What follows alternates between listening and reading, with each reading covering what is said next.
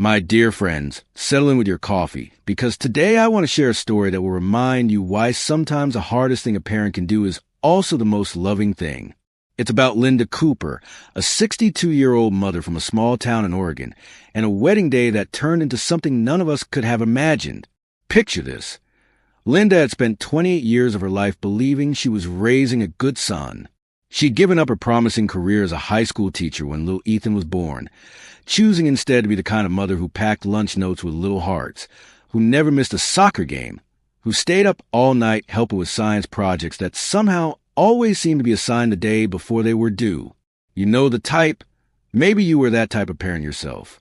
Her husband, Daniel, a gentle man with callous hands from 30 years as a mechanic, had worked double shifts so Linda could stay home. Together, they'd lived modestly, saving every penny they could for their son's future. Their little house on Maple Street wasn't much to look at. The kitchen linoleum had seen better days, and the living room furniture was the same set they bought as newlyweds, but was filled with the kind of love that money can't buy. When Ethan announced his engagement to Chloe Harrison, Linda felt her heart soar. Finally, her boy had found happiness. Chloe came from what appeared to be a wealthy Portland family, the kind of people who summered in the Hamptons and drove cars that cost more than Daniel made in 2 years. But Linda didn't care about any of that. All she saw was her son smile when he talked about his bride-to-be. The engagement party had been a glimpse into a world Linda had only seen in magazines. Crystal chandeliers, servers in white gloves, and conversations about yacht clubs and country club memberships. Linda fell out of place in her best dress, the navy blue one she'd worn to her sister's funeral 3 years earlier, but she'd smiled and nodded and tried to fit in because this was Ethan's world now. When the wedding plans began, Linda and Daniel knew they were over their heads financially, but they couldn't bear the thought of their only child starting his marriage without their full support. They'd spent sleepless nights going over their finances, calculating and recalculating. Their retirement savings, carefully built over decades of modest living, amounted to just over $58,000. It represented every sacrifice they'd made, every vacation they'd skipped, every luxury they denied themselves. But this was their son's wedding, and what else was money for if not for family? Daniel had quietly cashed out his modest 401k, taking the penalty hit without complaint. Linda had sold her grandmother's wedding ring, the only valuable jewelry she owned, to a pawn shop downtown, accepting far less than it was worth because time was running short. The wedding was to be held at the Grand Cascades Hotel in Portland, a 5-star establishment where a single night stay cost more than Linda's monthly grocery budget. But Ethan had assured them it was what Chloe's family expected, and who were they to argue? Their small-town sensibilities seemed so provincial compared to the sophisticated world their son now inhabited. As the wedding day approached, Linda found herself caught between excitement and anxiety. She bought a new dress, her first in 5 years, from the nicest store in their little town. It wasn't designer, but it made her feel elegant. She'd even splurge on professional highlights for her graying hair, wanted to look her best for the photographs that would capture this momentous day. The night before the wedding, Linda couldn't sleep. She sat in her kitchen, the same kitchen where she'd packed thousands of school lunches, where she'd taught Ethan to crack eggs and flip pancakes, where she'd held him while he cried over his first heartbreak. The moonlight streamed to the gingham curtains she'd sewn herself 20 years ago, and she whispered a prayer of gratitude for the blessing of seeing her child so happy. The morning of the wedding dawned crisp and clear, one of those October days in Oregon, when the leaves seemed to glow gold against the blue sky. Linda and Daniel made the 2-hour drive to Portland in their 2010 Honda Civic, the same car they'd been driving for 8 years. It wasn't fancy, but it was reliable, just like everything else in their lives. As they pulled into the circular driveway of the Grand Cascades Hotel, Linda felt her breath catch. The building rose before them like something from a fairy tale, all glass and marble and perfectly manicured gardens. Valets in crisp uniforms moved efficiently between cars that Linda recognized from luxury car commercials: Mercedes, BMW, Tesla. Their modest Honda looked decidedly out of place among the automotive royalty. Daniel handed their keys to a young valet who couldn't quite hide his surprise at their arrival. Linda clutched her small purse tighter. the one she'd carried to church every Sunday for the past decade, and tried to summon the confidence she'd been practicing in her bedroom mirror. The lobby was a symphony of wealth and taste. Fresh orchids arranged in crystal vases, marble floors so polished they reflected the chandelier above, and the soft murmur conversations conducted in the kind of hushed tones that suggested important matters were being discussed. Linda had never felt smaller in her life, but she straightened her shoulders and walked toward the reception desk with as much dignity as she could muster. "Excuse me," Daniel said to the elegant woman behind a marble counter. "We're here for the Cooper-Harrison wedding. I'm Daniel Cooper, the father of the groom." The woman's perfectly manicured fingers flew across her computer keyboard, her expression growing more puzzled by the second. She looked up with the kind of practiced smile that Linda recognized from department stores, polite, but not particularly warm. "I'm sorry, sir, but I don't see your names on the guest list. Could you spell that for me?" Linda felt the first flutter of panic in her chest. "It's Cooper," she said, her voice steadier than she felt. "C-O-P-R. Ethan Cooper's our son. We're the parents of the groom." More typing, more frowning, and then the woman looked up with genuine confusion. "I'm showing Ethan Cooper as a groom, but there are no Mr. and Mrs. Cooper on the guest list. Are you certain you have the right date? The right hotel?" Before Daniel could respond, two men in dark suits appeared at their elbows. Security. Linda realized with a growing sense of dread. The older of the two, a man with kind eyes but an unmistakably firm demeanor, spoke quietly. "Folks, I'm going to have to ask you to step aside while we sort this out. There seems to be some confusion about your invitation status." Linda's world began to tilt. This wasn't possible. They had driven 2 hours. They had paid for this wedding. They were Ethan's parents. How could there be confusion? She looked around the opulent lobby, hoping to catch sight of her son, someone who could clear up this obviously absurd mistake. And then she saw him, Ethan, looking handsome in his perfectly tailored tuxedo, walking arm in arm with Chloe in a gown that probably cost more than Linda's yearly clothing budget. They were laughing at something one of the groomsmen had said, and for a moment, Linda's heart swelled with maternal pride. Her boy looked so happy, so confident, so much like the successful man she'd always dreamed he'd become. "Ethan," she called out, relief flooding her voice. "Sweetheart, there's been some mix-up with the guest list." The transformation that came over her son's face was something Linda would remember for the rest of her life. The laughter died instantly, replaced by something cold and distant that she'd never seen before. He whispered something to Chloe, whose expression shifted from curiosity to what Linda could only describe as disdain. They approached slowly, and with each step, Linda felt her world shrinking. This wasn't the reunion she'd imagined, wasn't the proud moment when she'd embrace her son on his wedding day. Something was terribly, horribly wrong. Ethan stopped about 6 feet away from his parents, maintaining a distance that felt both physical and emotional. Chloe stood slightly behind him, her hand on his arm in a gesture that seemed more possessive than supportive. Linda noticed how the other wedding guests had begun to form a subtle circle around them, sensing drama in the way that people do at social gatherings. "Mom, Dad," Ethan said, his voice carrying none of the warmth Linda was accustomed to hearing from her son. "What are you doing here?" The question hit Linda like a physical blow. What was she doing here? She was his mother. This was his wedding. She had helped pay for every flower arrangement, every place setting, every note of music that would play during their first dance. "Sweetheart, we're here for your wedding," Linda said, trying to keep her voice steady. "There's been some mistake with the guest list, but we can sort out." Chloe stepped forward then, and Linda saw something in the young woman's eyes that made her stomach drop. It wasn't confusion or embarrassment. It was calculation. This wasn't a mistake at all. "Actually, Mrs. Cooper," Chloe said, her voice silk smooth and razor sharp, "there hasn't been any mistake. This is an intimate celebration for family and close friends. We've decided to keep the guest list very selective." Daniel found his voice, the same voice that coached Little League and taught Sunday school and told bedtime stories for 28 years. "Selective? We're his parents. We paid for this wedding. And we're very grateful for your contribution," Ethan said, and Linda heard something in his tone that she'd never heard before condescension. He was talking to them the way she'd seen wealthy people talk to service workers, polite but dismissive.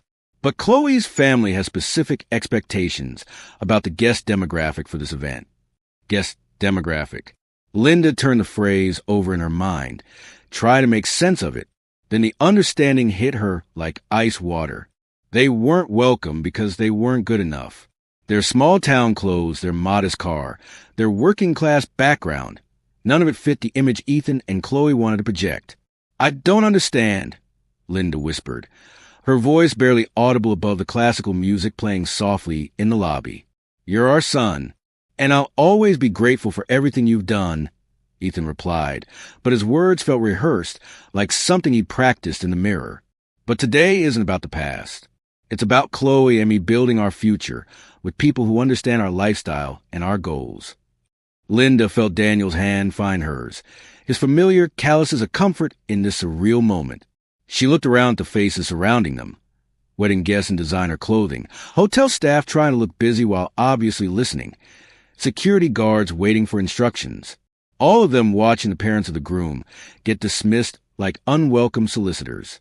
"Ethan," Daniel said, his mechanic's hands trembling slightly, "your mother gave up her career to raise you. We sold everything we had to pay for this day. How can you stand there and tell us we're not welcome at your wedding?" For just a moment, Linda saw something flicker across her son's face, a shadow of the boy who used to crawl into her bed during thunderstorms, who used to make her Mother's Day cards from construction paper and glue. But it was gone as quickly as it had appeared. "I never asked you to make those sacrifices," Ethan said, and each word was like a nail in Linda's heart. "Those were your choices. This is mine." Chloe moved closer to Ethan, slipping her arm through his in a gesture of solidarity. "Perhaps it would be best if you left quietly," she said, her voice carrying the authority of someone accustomed to getting her way. "We wouldn't want to cause a scene." The security guards, who had been hovering at a respectful distance, stepped forward. The older one, the one with kind eyes, looked genuinely uncomfortable with his task. "Folks, I'm sorry, but I'm going to have to ask you to leave the premises. Hotel policy regarding uninvited guests is very strict." Linda felt the eyes of every person in that opulent lobby boring into her. Conversations had stopped. Even the soft classical music seemed to pause. She was a spectacle now, a small-town woman being escorted out of her own son's wedding like some kind of criminal. The humiliation was so complete, so devastating, that for a moment she couldn't breathe. Daniel's arm around her shoulders was the only thing keeping her upright. Her husband, her rock for 35 years, was shaking with suppressed rage. She could feel the tension in his body, knew he was fighting every instinct to make a scene, to demand justice, to protect his wife's dignity. But what was the point? Their son had made his choice. As they walked toward the exit, Linda caught fragments of whispered conversations. Who were those people? The groom's parents? How embarrassing. Each comment was another small knife wound, death by 1,000 cuts. At the revolving door, Linda turned back one more time, hoping against hope that Ethan would come running after them, that this was all some horrible misunderstanding that could still be fixed. But her son was already walking away, Chloe at his side, returning to his new life as if his parents had never existed. The October air outside felt sharp against Linda's tear-streaked cheeks. The valet brought their Honda around, and Linda noticed how he avoided making eye contact. Even he seemed embarrassed for them. Daniel tipped him $5, all the cash they had left after paying for gas to get here, and they drove away from the Grand Cascades Hotel in silence. They found a small diner about 10 miles away, the kind of place with cracked vinyl booths and coffee that came in heavy white mugs. It was the opposite of the elegance they just left behind, but it felt honest in a way that Linda needed right now. They sat across from each other in a corner booth, two people trying to process the unthinkable. 35 years, Daniel said finally, stirring sugar into coffee he didn't really want. 35 years of marriage, and I've never wanted to punch anyone as much as I wanted to punch our son back there. Linda looked at her husband, really looked at him. His face was etched with a pain she'd never seen before. Daniel Cooper was a man who fixed things for a living, who could diagnose any mechanical problem and find a solution. but there was no tool in his garage that could fix what had just happened to their family. Daniel, Linda said slowly, an idea beginning to form in her mind. Remember what I told you about the contracts? All the vendors, all the services for the wedding? Daniel's eyes met hers across the scarred Formica table. Yeah, everything's in our names because we're the ones who paid. Every last thing, Linda confirmed. The caterer, the band, the photographer, the flowers, even the wedding cake. All of it contracted and paid for by Mr. and Mrs. Daniel Cooper. A silence stretched between them, heavy with implication. Outside the diner window, cars passed by on the highway. People going about their normal Saturday afternoon activities, unaware that two hearts were breaking in a corner booth. Linda, Daniel said carefully, what are you thinking? She pulled out her phone, an older model that Ethan had repeatedly told her to upgrade. The irony wasn't lost on her now. I'm thinking that if we're not good enough to be guests at our son's wedding, maybe we shouldn't be paying for it either. Linda's hands were steadier than she'd expected as she scrolled through her contacts. Every vendor's number was saved in her phone, organized alphabetically, because that's the kind of person she was, methodical, responsible, someone who took care of details so other people didn't have to worry. She'd spent months coordinating with these people, ensuring every aspect of Ethan's dream wedding would be perfect. The first call was to Bella's Catering, the upscale company that was supposed to serve dinner to 200 guests. Linda had tasted every option on their menu, working with the owner to create a selection that would accommodate various dietary restrictions and preferences. She worried about whether the salmon would be too fancy for some guests, whether there should be a vegetarian option, whether the dessert table should include something beyond the elaborate wedding cake. Bella's Catering. This is Maria speaking. Hi, Maria. This is Linda Cooper. I need to cancel the catering service for the Cooper-Harrison wedding this evening. There was a pause. Linda could hear the sounds of a busy kitchen in the background, the clatter of pans and the hum of conversation. Mrs. Cooper? But the event is in 3 hours. We're already on-site setting up. The food is prepared. The servers are here. I understand, and I'm sorry for the inconvenience. But the contract is in my name, and I'm canceling it effective immediately. But Mrs. Cooper, there will be 200 people expecting dinner. What am I supposed to tell them? Linda closed her eyes. For a moment, she wavered. 200 innocent people would go hungry because of her decision. But then she remembered the look on Chloe's face, the dismissive way Ethan had spoken to them, the humiliation of being escorted out like criminals. That's no longer my concern. Maria, please pack everything up and leave. The next call was to Harmony Strings, the quartet that was supposed to play during the ceremony and cocktail hour. Linda had listened to their demo CD 3 times, imagining how beautiful music would sound as Ethan and Chloe exchanged vows. This is devastating, the lead violinist said when Linda explained the situation. We've already set up, we've prepared the entire program. The ceremony is supposed to start in 2 hours. Send me the bill for the inconvenience, Linda said, surprised by how calm her voice sounded. But you're done for the day. Daniel watched his wife make call after call, canceling vendor after vendor. The photographer who had already taken pre-ceremony shots. The florist who had spent the morning creating elaborate centerpieces. The DJ who was supposed to play their first dance. Even the bakery that had crafted a 4-tier wedding cake with sugar flowers that had taken 3 days to create. With each call, Linda felt something shifting inside her chest. Not relief exactly, but a sense of taking back control. For months, she'd felt like a supporting character in someone else's story, grateful to be included at all. Now she was remembering who she really was. Not just Ethan's mother, but Linda Cooper, a woman who had raised a child and built a life and deserved respect. The hardest call was to the hotel coordinator. Mrs. Cooper, I don't understand. The ceremony is supposed to begin in 90 minutes. Guests are already arriving. Cancel the ballroom reservation. Cancel the ceremony space. Cancel everything that's in my name. But the deposits, the contracts, this will be a disaster. Yes, Linda said simply, it will be. When she hung up the phone after the last call, the diner seemed too quiet. Other patrons were eating their burgers and discussing weekend plans. completely unaware that Linda Cooper had just dismantled her son's dream wedding with a series of phone calls. "It's done," she told Daniel. Her husband reached across the table and took her hand. "How do you feel?" Linda considered the question. How did she feel? Heartbroken, certainly. Angry, definitely. But underneath those obvious emotions was something else, something she hadn't felt in years. "Free," she said finally. "I feel free." While Linda and Daniel sat in their corner booth, nursing cold coffee and trying to process what they'd just done, chaos was erupting at the Grand Cascade Hotel. The first sign of trouble came when the catering staff began packing up their equipment just 2 hours before the ceremony was scheduled to begin.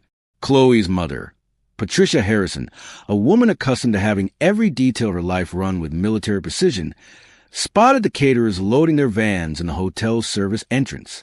She approached Maria, the catering manager, with the imperious confidence of someone who had never been told no.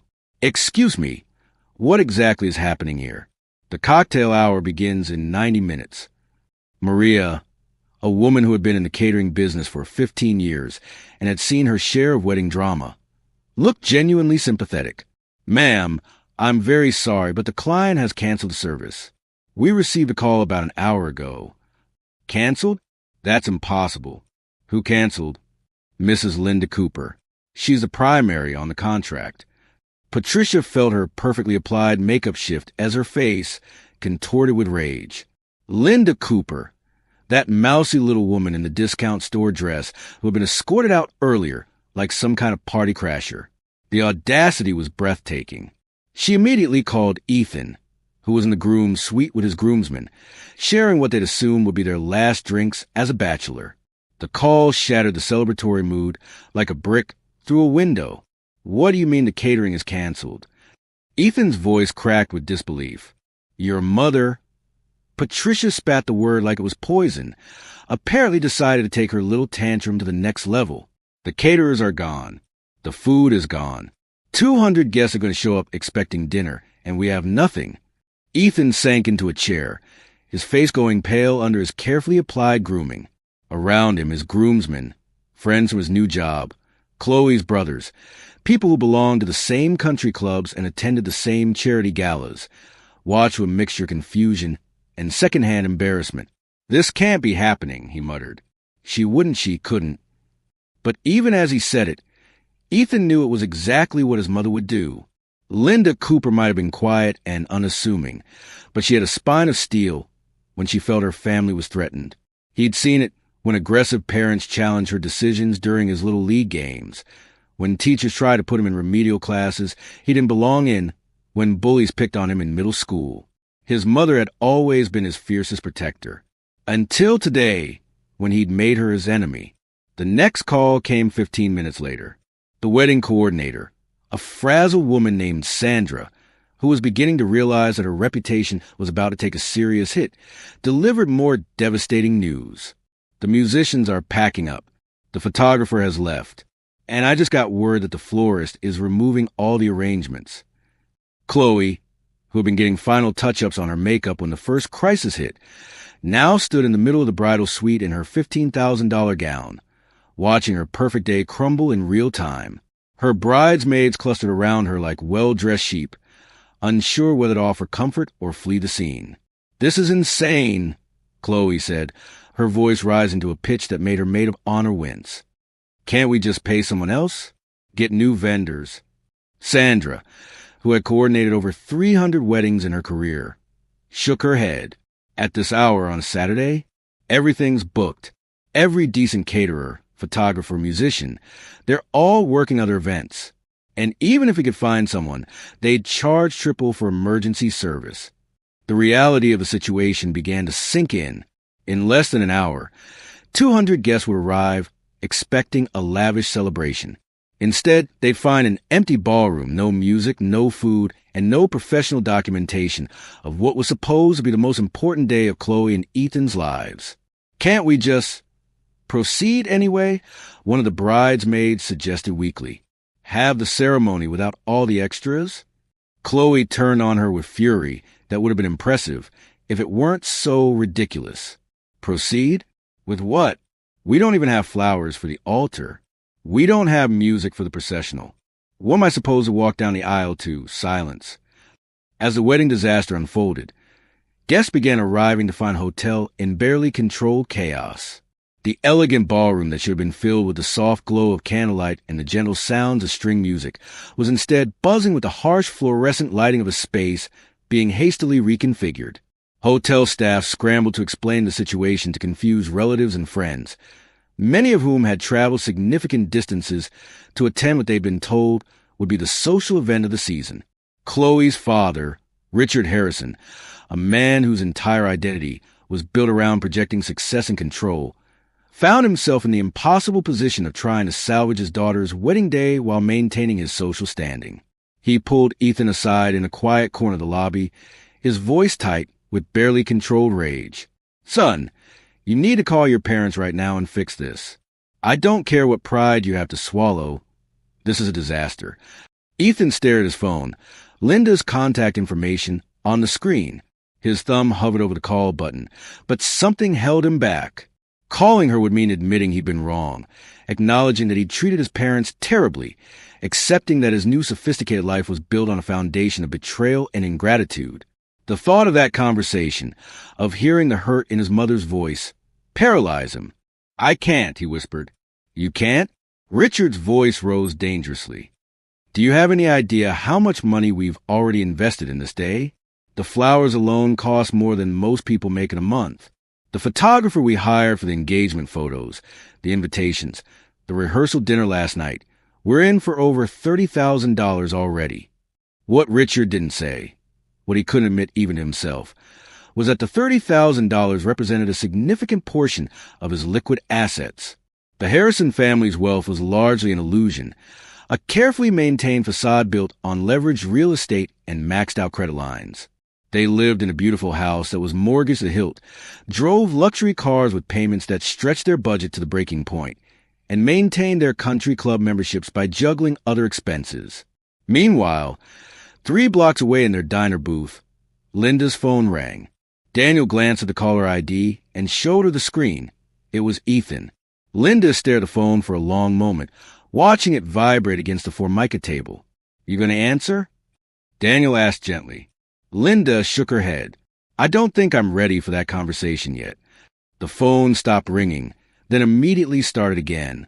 This time it was a number Linda didn't recognize. She answered hesitantly. "Mrs. Cooper?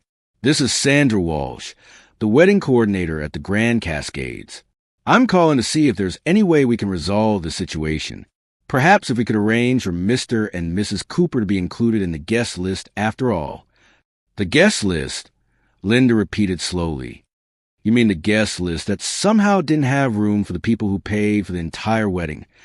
Ma'am, I understand you're upset, and rightfully so. But there are 200 people here who are going to be very disappointed if this wedding doesn't happen.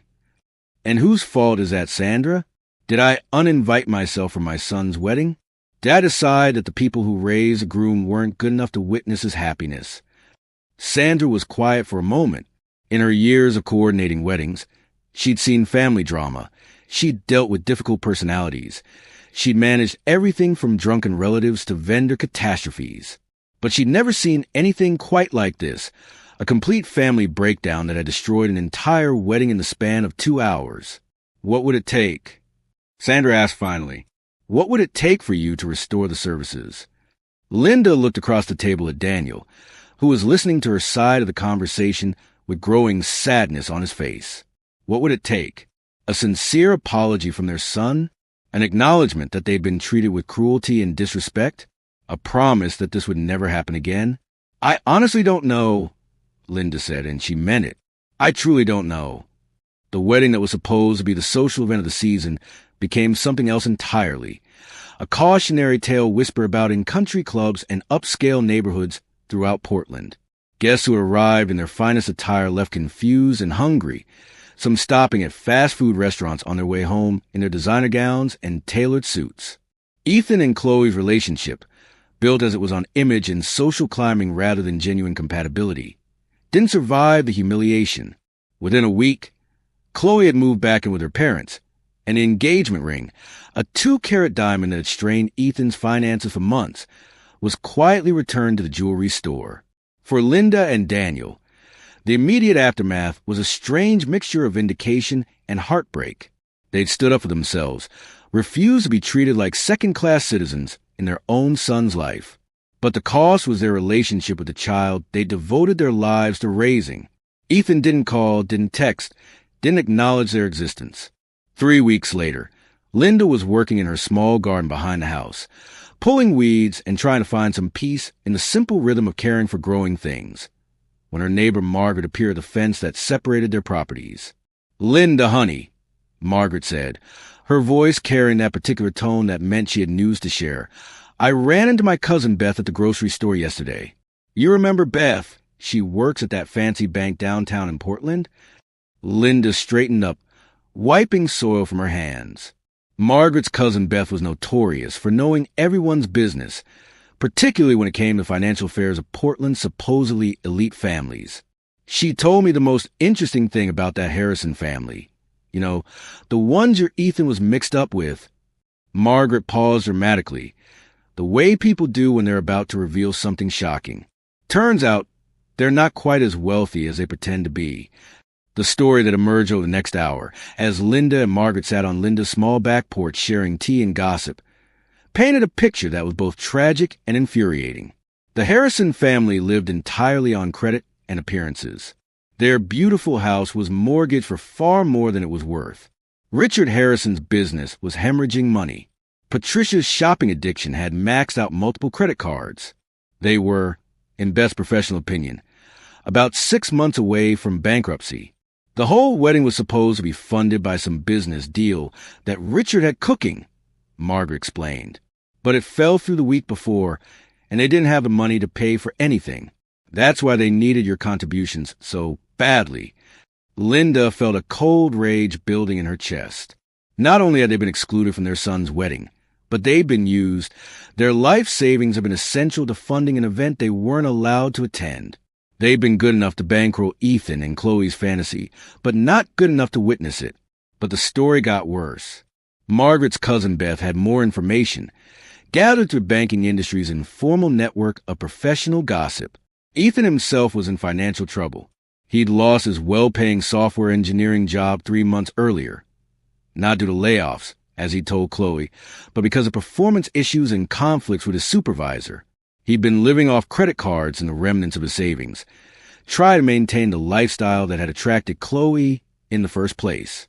So essentially, Margaret said, summing up the situation with a bluntness that came naturally to her, your boy was pretending to be something he wasn't, for a girl who was pretending to be something she wasn't, funded by parents who were pretending to be something they weren't. And the only real money in the whole situation was yours. Linda sat in silence, processing this information. Her son hadn't just betrayed her emotionally, he betrayed her financially as well, using her love and generosity to prop up a lie. The wedding they'd been excluded from had been built on their sacrifice, and when it came time to celebrate, they'd been deemed unworthy of participation. That evening, as Linda was preparing dinner in her small kitchen, the phone rang. She glanced at the caller ID, expecting it to be Margaret with more gossip or her sister calling for their weekly chat. Instead, she saw Ethan's name on the screen. Her hands trembled as she stared at the phone. Daniel, reading in his recliner in the living room, looked up questioningly. "It's him," Linda said simply. "You going to answer?" Linda took a deep breath and picked up the phone. The voice on the other end of the line was barely recognizable as her son's.